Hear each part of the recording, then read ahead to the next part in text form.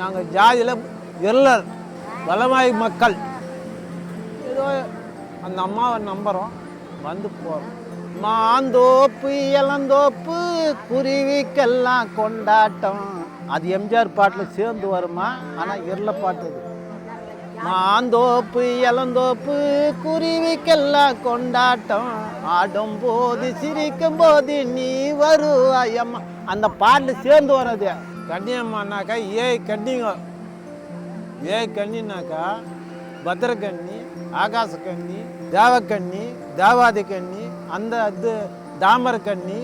அது போச்சுனாக்கா பூமி தேவி கன்னி, தாமரக்கன்னி.